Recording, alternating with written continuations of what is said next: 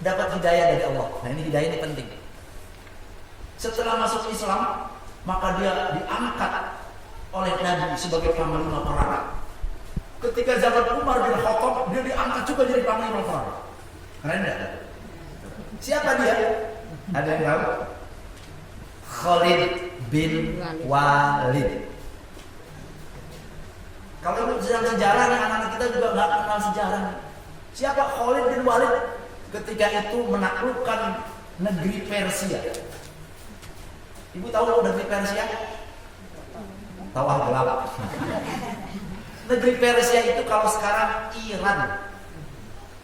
Ketika menaklukkan negeri Persia, maka kemudian Khalid bin Walid itu ditantang oleh penguasa Persia. Baik, kami akan tunduk semua pasukan kami kalau engkau, saya tantang, minum racun yang terkuat dari Persia. Kalau engkau tidak apa-apa, maka seluruh pasukan dan kami akan tunduk kepadamu, wahai Khalid bin Walid. Nah loh, sekarang kalau ibu ditantang sebagai pemimpin, suruh minum racun. Diminum, bagaimana kalau nggak diminum? Apa yang dilakukan oleh Khalid bin Walid? Kemudian Khalid bin Walid, baik, mana racun yang terkuat di negeri Persia? Kemudian apa? Membaca doa. Nah, nanti saya kasih tahu doanya nih. Baca doa dengan izin Allah dan kekuatan iman 100%. Membaca ini doa, diminum, apa yang terjadi? Pingsan? Enggak. Mati? Enggak. Dia biasa dibanting botolnya.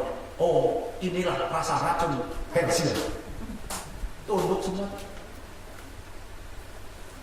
Itu yang saya muliakan. Ini doanya yang saya sampaikan kata ini. Racun yang jelas-jelas mematikan, tidak mematikan. Apalagi cuma corona, mematikan enggak?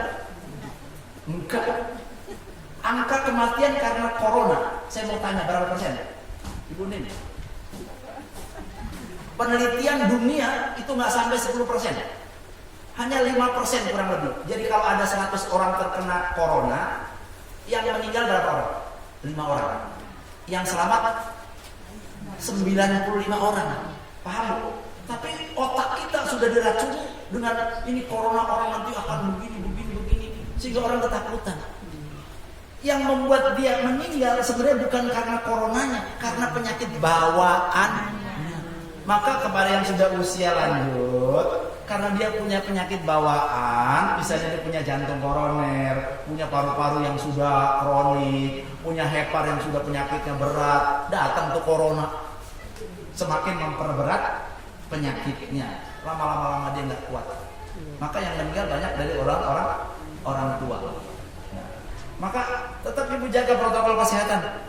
Ya, jadi nanti kalau ada yang mendengar dari luar nih Abu Iqbal ngajarin yang nggak benar, Abi kasih tahu, tetap jaga. Paham Bu ya? Baik, kita lanjutkan. Iman yang ada di dalam diri Khalid bin Walid 100% yakin dengan kekuasaan Allah. Tapi ibu jangan coba-coba. Mentang-mentang udah kasih tahu amalannya, diminum tuh. Langsung masuk gawat darurat. Baik, ya. Jadi sekali lagi, ibu yang saya muliakan, yuk kita menghadapi masalah ini jangan hanya dengan aspek zahir.